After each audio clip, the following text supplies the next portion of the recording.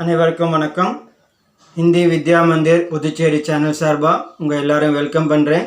இந்த video session Praveen Purvardh Nibandh Saurabh. Praveen பூர்வார்த்தில் first பேப்பரில் நிபந்த் சௌரப் இருக்குது. அதில் இருக்கிற தக்ஷின் கி கங்கா கோதாவரி பார்க்க போகிறோம். இந்த நிபந்த் புக்கிலேருந்து ஒவ்வொரு நிபந்து பின்னாலேருந்து எப்படி கேட்குறாங்க அப்படின்னா, அதோட சம்மரி கேட்குறாங்க, இஆர்சியும் கேட்குறாங்க மற்றும் டிப்பனி கேட்குறாங்க. ஸோ இப்போ இன்றைக்கி நம்ம பார்க்க போகிறது தக்ஷின் கி கங்கா கோதாவரி சம்மரி பார்க்க போகிறோம். அந்த சம்மரியிலேருந்து எப்படி இஆர்சி எழுதலாம், எப்படி டிப்பனி எழுதலாம் நான் நடத்திக்கிட்டே வரும்போது கவனிங்க. அதுலேருந்தே அப்படியே எழுதுகிற மாதிரி உங்களுக்கு கொடுக்குறேன். இப்போ நான் விஷயத்துக்குள்ளே போகிறேன். வாக்கியத்தை கவனிங்க தெளிவாக. அதுக்கப்புறம் அதுலேருந்தே இஆர்சி வாக்கியம் எப்படி எழுதலாம், டிப்பனி வாக்கியம் எப்படி எழுதலான்னு சொல்ல போகிறேன். சரியா? ரைட். சம்மரி சாராம்சம் தலைப்பு போட்டுக்குங்க. தக்ஷின் கி கங்கா கோதாவரி தலைப்பு உங்களுக்கு, அதில் சாராம்சம் போட்டுக்குங்க. தக்ஷின் கி கங்கா கோதாவரி கமா இல்லை, சரி கமா போட்டுக்கலாம். மேலே ஒரு கொட்டேஷனும் போட்டுக்குங்க, ஏன்னா அது நிபந்தோடைய டாபிக். போட்டுக்கிட்டு கோதாவரிக்கு அப்புறம் கமா போட்டுக்குங்க. நிபந்த ஸ்ரீ காக்கா கலேல்கார் जी का है. दक्षिण की गंगा गोदावरी निबंध வந்து जनरल एसे வந்து யாரோடது அப்படின்னா ஸ்ரீ காக்கா கலேல்கார் ஜியோடது. इसमें गोदावरी नदी का वर्णन किया गया है. இதில் கோதாவரி நதியோடைய வர்ணனை செய்யப்பட்டுள்ளது. வர்ணனைனாக்கா அந்த கோதாவரி நதியோட மகிமையை பற்றி எடுத்து சொல்லியிருக்கிறார். नदी के किनारे बसे हुए प्राकृतिक सौंदर्य का भी वर्णन किया गया है. நதி கே கினாரே, நதிக்கரையில் அமைந்திருக்கிற இயற்கை அலைகை பற்றி கூட எடுத்து இந்த நிபந்தில் ரைட்டர் சொல்லியிருக்கார். இது ஃபஸ்ட்டு பேரா. இப்போ செகண்ட் பேரா வருது, கவனிங்க. இந்த செகண்ட் பேரா நான் படிக்கிறது ஃபஸ்ட் இஆர்சிக்கும் எழுதலாம். இந்த பேரா முடிச்சுட்டு நான் எப்படி எழுதலாம்னு சொல்கிறேன். गोदावरी नदी का उद्गम स्थान पश्चिमी घाट के त्रियंबकेश्वर पहाड़ है. கோதாவரி நதியோடைய ஆரம்பம் எங்கே ஆகுது அப்படின்னா பக்ஷ்மி காட், வெஸ்டர்ன் காட்ஸ்னு இருக்குது பார்த்தீங்களா. ஈஸ்டர்ன் காட்ஸ் வெஸ்டர்ன் காட்ஸ் ரெண்டு இருக்குது, சரிங்களா. அதில் பக்ஷ்மி காட் வெஸ்டர்ன் காட்டில் இருக்கிற திரியம்பகேஸ்வர்னு ஒரு மலை இருக்குது. அந்த மலை பகுதியிலேருந்து தான் கோதாவரி நதி ஆரம்பிக்குது. ய நதி महाराष्ट्र मैसूर के कुछ भाग और आंध्र प्रदेश से होकर बहती हैं. இந்த நதி எது மூலியமாக கடந்து போகுதுன்னா மகாராஷ்டிரா நகரத்தில் ஸ்டேட்டில் மற்றும் மைசூருடைய சில பகுதிகளில், அப்புறம் ஆந்திர பிரதேசோடைய முழு பகுதி, அதிகபட்சம் வந்து ஆந்திர பிரதேசத்தில் இருக்கிற அதிக பகுதியில் இந்த நதி கடந்து போயிட்டுருக்குது. फिर राजमुंद्री शहर के समीप बंगाल की खाड़ी में जाकर मिलती हैं. அதுக்கப்புறம் அதெல்லாம் கடந்து அந்த பக்கமாக வந்து கடைசியில் என்னாவது ராஜ்முந்திரி என்ற இடத்துல அதுக்கு அருகையில் பெங்கால் கி காடி, பே ஆஃப் பெங்காலில் போயிட்டு அது சேருது. சரிங்களா? இந்த பேரா வந்து இதோட முடியுது. இந்த பேரா நீங்கள் ஃபஸ்ட் இஆர்சிக்கு பயன்படுத்தலாம். இஆர்சி எழுதும்போது முதல்ல சப்ரசங் வியாக்கியா அப்படின்னு கொடுத்துருக்காங்க. சப்ரசங்கன்னு போட்டுங்க, இல்லை பிரசங்கன்னு போடுங்க. பிரசங்கன்னு போட்டுட்டு தலைப்பு என்ன எழுதணும்னா யோ கத்யாம்ஸ் தக்ஷின் கி கங்கா கோதாவரி சே தியா கயான்னு எழுதணும். அதுக்கப்புறம் சாராம்சோட ஃபர்ஸ்ட் லைன் தக்ஷின் கி கங்கா கோதாவரி நிபந்த் ஸ்ரீ காக்கா கலேல்கார் ஜி கா ஹே அப்படின்னு போட்டுட்டு பிரசங்கம் முடிச்சிருங்க. அதுக்கப்புறம் அடுத்தது வியாக்கியா போட்டு இந்த பேராகிராஃபை எழுதலாம்.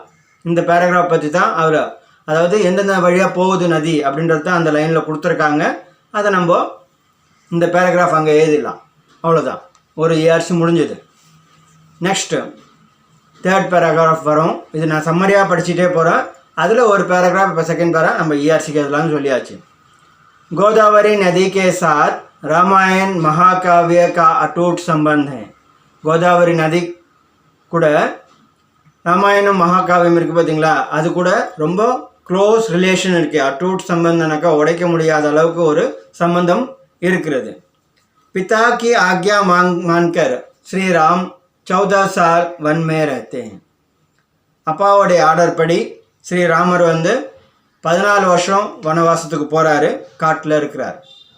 श्री राम के साथ सीता जी और लक्ष्मण भी रहते हैं. श्री रामर கூட சீதாஜியும் போகிறாங்க, லக்ஷ்மணும் போகிறாங்க, 2-3 பேரும் காட்டில் வசிக்கிறாங்க.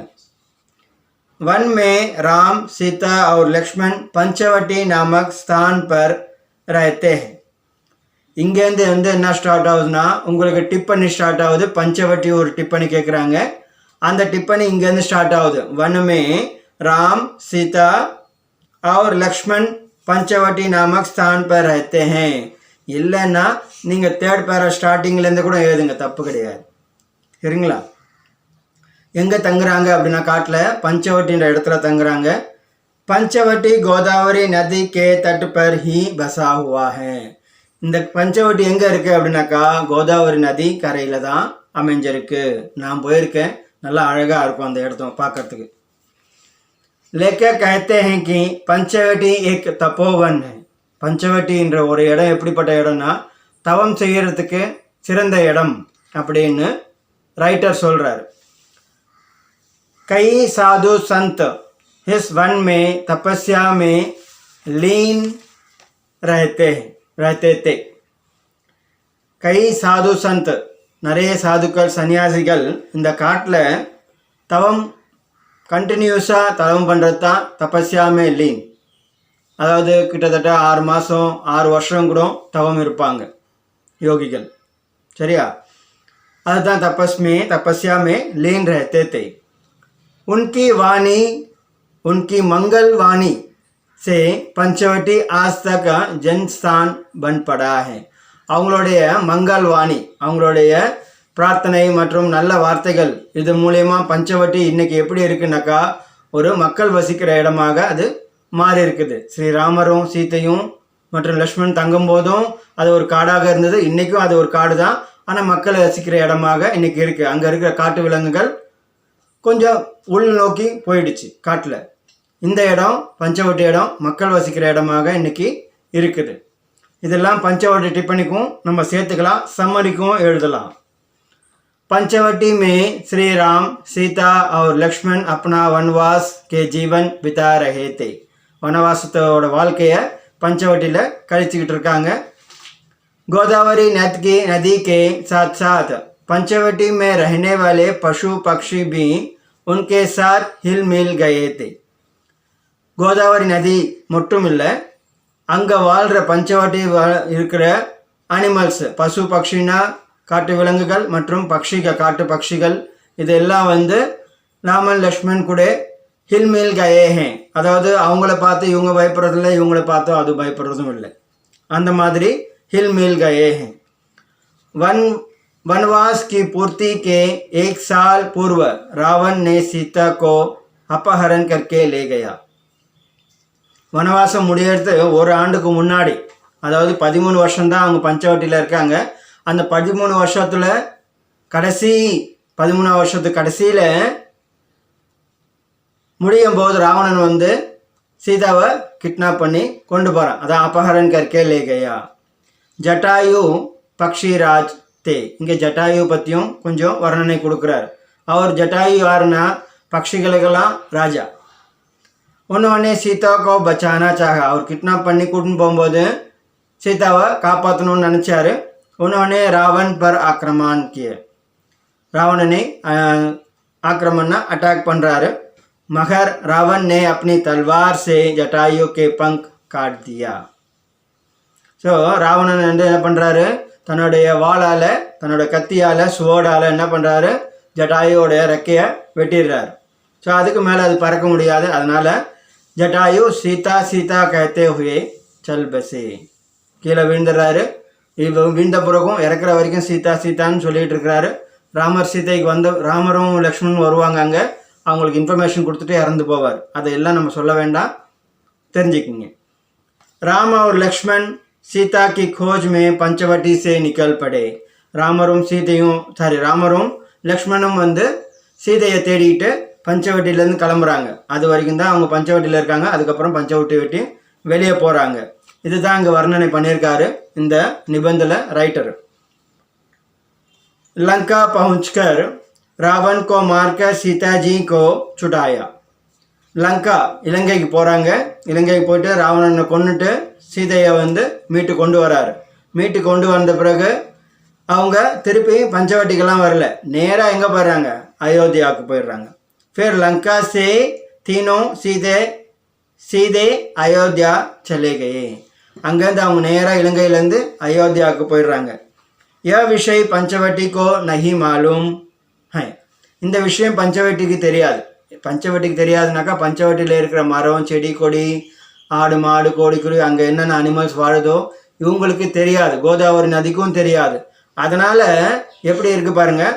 इसलिए आज भी सारी पंचवटी सीता सीता कहकर पुकार रही हैं. அதனால் சீத்தை தொலைஞ்சு போயிட்டா, அதனால் ராமர் தேடிட்டு போயிருக்காங்க அப்படின்னு நினச்சிக்கிட்டு பஞ்சவட்டி இன்றைக்கும் அந்த இடத்துக்கு போனாக்கா சீதா சீதா என்ற சொல்கிற வார்த்தைகளை நம்ம கேட்கலாம், நம்ம காதுக்கு கேட்கும் அப்படின்னு ரைட்டர் சொல்கிறார். அது போய் எக்ஸ்பீரியன்ஸ் பண்ணி பார்த்தா தான் தெரியும். அதுக்கப்புறம் இதோட பஞ்சவட்டி டிப்பனியும் நீங்கள் முடிச்சிக்கலாம். சம்மரிக்கும் வருது, பஞ்சவட்டிக்கும் வருது, சரிங்களா? அதுக்கப்புறம் வருது பத்ராச்சலம் நாமக் ஸ்தான் சே கோதாவரி நதி உத்தர்த்தி ஹே. பத்ராச்சலம் எங்கே இருக்குனாக்கா ஆந்திராவில் இருக்கிற கம்பம் ஜில்லாவில் டிஸ்ட்ரிக்டில் இருக்குது. அதில் வந்து ஒரு சின்ன வாட்டர் ஃபால்ஸ் மாதிரி அங்கே கோதாவரி நதி வருது இருக்குது. ஓ திருஷ்ய தேக்தே ஹி பந்தா ஹே. அந்த அழகு எப்படி இருக்கும் அப்படின்னதா நீ நேரில் போய் பார்த்தா தான் அந்த அழகை ரசிக்க முடியும் அப்படின்னு ரைட்டர் முடிச்சிடுறாரு. ஓ திருஷ்ய தேக்தே ஹி பந்தா ஹே. இது ஒரு ஸ்டைல் ஆஃப் ரைட்டிங் இது, சரிங்களா? वो दृश्य देखते ही बनता है. भद्राचलम से राजमुंद्री तक गोदावरी नदी बहती है. भद्राचलम அங்கேருந்து ராஜமுந்திரி இந்த பே ஆஃப் பெங்கால் வரைக்கும் அது இருக்குது. அது வரைக்கும் கோதாவரி நதி ஃப்ளோ ஆகிட்டே இருக்குது. भद्राचलम से राजमुंद्री के बीच कई छोटे छोटे गांव बसे हैं. பத்ராச்சலம்லேருந்து ராஜமுந்திரிக்கு வரைக்கும் நடுவில் நிறைய சின்ன சின்ன ஊர்லாம் இருக்குது. गोदावरी नदी के कारण ये छोटे छोटे गांव समृद्ध हैं. அந்த வழியாக அந்த கோதாவரி நதி போகிறதுனால இந்த சின்ன சின்ன ஊர்லாம் வந்து செழிப்பாக இருக்குது. समृद्ध है செழிப்பாக இருக்கிறது. लेखक गोदावरी से संबंधित भारतीय संस्कृति पर प्रकाश डालते हैं. இந்த பேராகிராஃப் எதுக்குன்னா செகண்ட் இஆர்சிக்கு. இந்த பேராகிராஃப் இப்போ நான் படிக்க போகிறது இந்த பேராகிராஃப் செகண்ட் இஆர்சிக்கு வருது. இதில் வந்து என்ன சொல்கிறாருனாக்கா ரைட்டரு பாரதிய சன்ஸ்கிருதி, பாரத கலாச்சாரம் இருக்குது பற்றியா, அதை பற்றி கோதாவரி நதி கூட சம்மந்தப்பட்ட பாரத கலாச்சாரத்தை பற்றி எக்ஸ்பிளைன் பண்ணுறாரு இந்த पैराग्राफ. वे कहते हैं कि हमारे देश के लोग गोदावरी के दर्शन करने आते हैं. அவர் சொல்கிறார் நம்ம நாட்டு மக்கள் அதுவும் முக்கியமாக நார்த் இந்தியாவிலேருந்து வரவங்க இந்த கோதாவரி நதியை தரிசனம் பண்ணுறதுக்கு வருவாங்க. வரும்போது उनके साथ एक कलश में गंगा जल ले आते हैं. நார்த்துலேருந்து வரவங்க அவங்க கூட ஒரு சொம்பில் என்ன பண்ணுவாங்க, கங்கா நதியை கங்கா தீர்த்தத்தை எடுத்துகிட்டு வராங்க. कलश के आधे जल गोदा में छोड़ देते हैं. கலசலத்தில் இருக்கிற கங்கை நீரை பாதி நீர் என்ன பண்ணுவாங்க, கோதா நதியில் விட்டுருவாங்க. மீதி அப்புறம் காலியாக இருக்கும் இல்லைங்க, அதில் என்ன பண்ணுறாங்க, फिर गोदा का पानी भरकर ले जाते हैं. மீதி இருக்க அந்த தண்ணி இந்த கங்கா நதியை கோதாவரியில் ஊற்றின பிறகு எப்படி இருக்கும், பாதி இருக்கும். அப்போ மீதி பாதி நம்ம ஃபில் பண்ணி எடுத்துன்னு போகணும். அப்போது கோதாவரி நதியை ஃபில் பண்ணி அவங்க எடுத்துகிட்டு போவாங்க. இது வந்து ஒரு கலாச்சாரமாக நம்ம நாட்டில் நடந்துகிட்டு இருக்குது அந்த காலத்துலேருந்து. அதை பற்றி வர்ணனை தான் இந்த பேராகிராஃபை பர்கர் லே ஜாத்தே. இது வந்து செகண்ட் இஆர்சி எழுதணும் இந்த पैराग्राफ. इस प्रकार लेखक ने गोदावरी से संबंधित ऐतिहासिक घटनाओं के वर्णन भी इस निबंध में किया है. இந்த மாதிரி கோதாவரி நதி கூட சம்பந்தம் இருக்கிற ஹிஸ்டாரிக்கல் இன்சிடெண்ட் கூட இந்த நிபந்தில் சொல்லியிருக்கிறார். சரியா, அதெல்லாம் நம்ம எக்ஸ்பிளைன் பண்ணால் இன்னும் நம்ம நீட்டாக போயிட்டே இருக்கும், நிறைய விஷயங்கள் சொல்கிறார். சரியா, லேக்கா निबंध के अंत में இப்போ கடைசிய பகுதியை வந்துடும், கடைசி पैराग्राफ தான் நம்ம பார்த்துன்னு இருக்கிறோம். लेखक निबंध के अंत में गोदावरी माता को धन्यवाद देते हैं. அவர் கோதாவரி மாதாவுக்கு நன்றி சொல்கிறார் ரைட்டர் கடைசியில். वे कहते हैं कि माता गोदावरी तुम्हारे दर्शन से मैं प्रसन्न हूँ. உன்னோட தரிசனம் கிடைச்சி நான் ரொம்ப சந்தோஷமாக இருக்கிறேம்மா அப்படின்னு கோதாவரி மாதாவுக்கு சொல்கிறார். लेखक आगे कहते हैं कि इस देश में फिर से राम राज्य की स्थापना होगा. இந்த நாட்டில் நம்ம நாட்டில் மறுபடியும் ராமராஜ்யம் வரும். तब मैं तेरे दर्शन करने दोबारा आऊँगा. இந்த நாட்டில் மறுபடியும் ராமராஜ்யம் ஸ்தாபனை ஆகும், அதாவது வரும்.